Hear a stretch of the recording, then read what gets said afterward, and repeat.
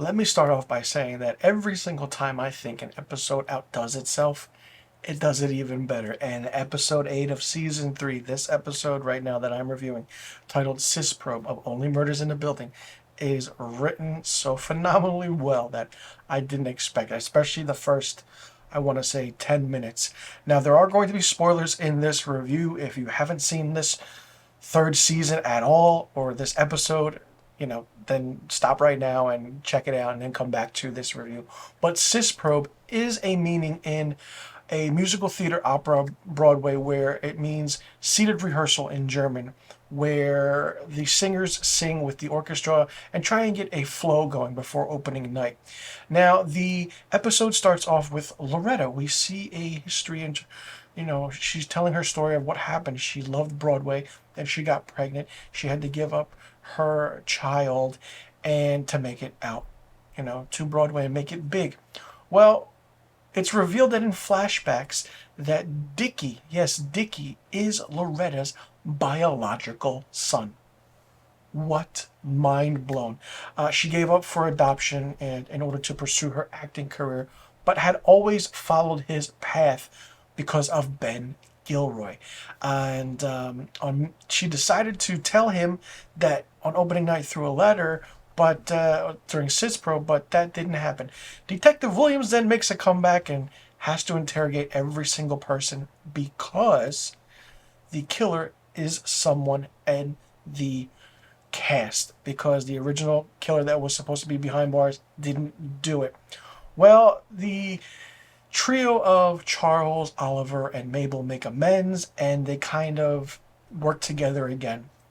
And Mabel has to go with Howard, and Howard tells Mabel that, listen, hey, there was this shredding. I know what to do. Give me some scotch tape. We're going to put everything back together. Howard is such a fun, underrated character that it's absolutely amazing what he does in this show. Now, Charles and Oliver try and distract Detective Williams and try in order to get the aspect of what every single cast member is doing.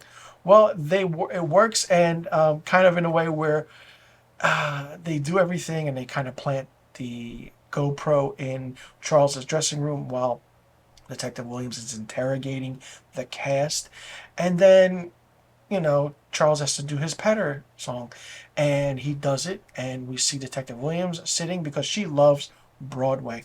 Not only that, Charles and Mabel find Loretta's letter to Dickie, while Oliver returns the scrapbook to Loretta and confesses, and we find out that scrapbook is the reason, you know, Loretta is really off on her game in this episode, and Meryl Streep is phenomenal, and she shows it with her singing abilities, with her acting in this, and while preparing to perform her song, Loretta sees that in a way that police are approaching Dickie, and so she takes Ben's murder to herself in a way and says, I killed him, I did this, I did that.